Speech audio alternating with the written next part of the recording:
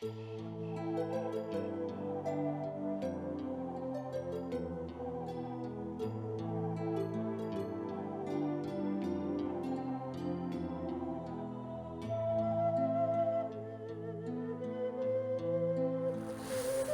– культурная столица Казахстана. Этот город с богатой историей. Он знаменит своими поэтами. И сразу задаешься вопросом, что же стало основанием этого великолепного города? Старая семипалатная крепость была основана русскими первопроходцами в 1718 году на месте полуразрушенного джунгарского города-монастыря, от которого к моменту их появления оставалось лишь 7 храмов палат, чем и объясняется ее название. Новая крепость по замыслу Андреева, считающегося отцом Семипалатинска, имела квадратную форму. Посередине каждого фронта размещался бастион. Вход сооружения осуществлялся через строй ворот, среднезападные, названные по Ямушевскому соляному озеру. Ворота надолго пережили саму крепость, поставив на своем месте до 1970 года. Во время реконструкции города в советское время ворота были снесены и заново были построены на новом месте в 1973 году. Ямушевские крепостные ворота, являющиеся памятником республиканского значения, представляют собой яркий образец фортификационного искусства XVIII века.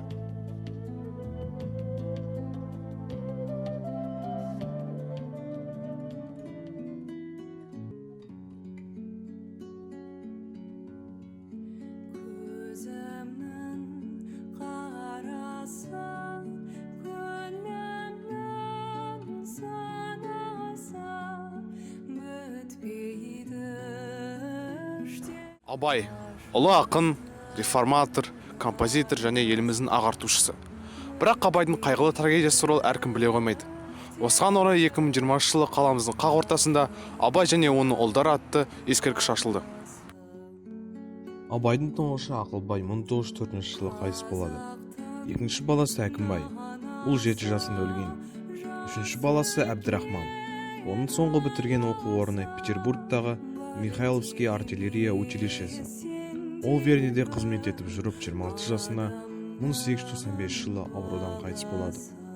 Осыдан 3 жыл өткенде Абай науқасы алғаш белгі берген. Төртінші баласы Мағауида 1904 жылы қайтыс болады. Осыдан кейін Абайдың сол дауасыз дерті микроинсультке ұласады.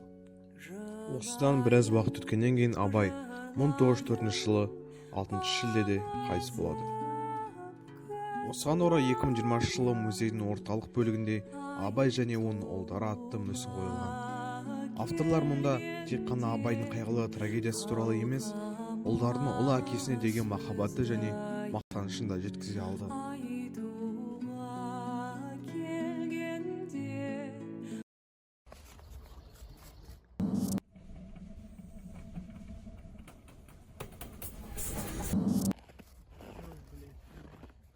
Сіздер Семей қаласындағы ескерткіштер туралы сөз қозғағанда ойларыңызға не келеді?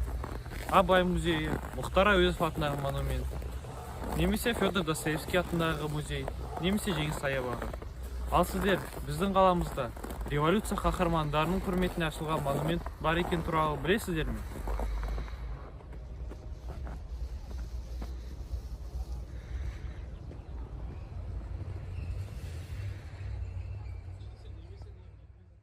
Революция және азаматтық соғыс қаһармандарының құрметіне орнатылған мемориал 1977 жылдың қарашасында халыққа көрсетілді. Ескерткіш Ұлы Октябрь социалистік революциясының 60 жылдығына орай ашылған болатын.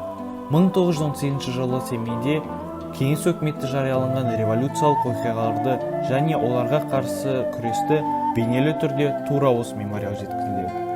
Сол жылдың жазында ақ гвардияшылар атаман Анненковтың басшылығымен контрреволюциялық төңкеріс жасап, қазақ жерінде ақ террор орын алды. Анненковтың бұйрығымен қалада өлім вагондары іске қосылып, онда тұтқындар тым көп түрмелерде орын жетіспейтіндіктен Семейдің және Қазақстанның басқа қалаларының түкпір-түкпірінен жеткізілген революциялық белсенділігі үшін айыпталған коммунистер өздерінің бостандық үшін күрескенінің нәтижесінде алған жазаларын өлім вагондарында күтті. Түнде және таңертең ерте өлім жазасына кесілген жүздеген тұтқындарға оқ атылып, оларды дайындалып қазылған шұңқырға апаратын. Онымен қоса, тұтқындалған жандарға көмектескісі келген әйел жандының барлығына ақ гвардияшылар оқ жаудыртып, өмірлерін қиған.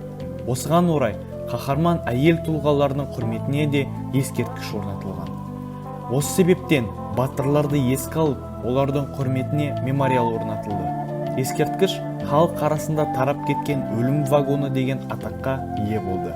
Бұл тарихи шындықты және кешен авторларының осы ақиқатты тасқа мәңгілікке қалдырған ленинградтық Тихомолов, Клюшкин, Семченко және Михайлов сынды мүсіншілер мен сәулетшілердің осы жағдайға деген көрінісін анық бейнелейді.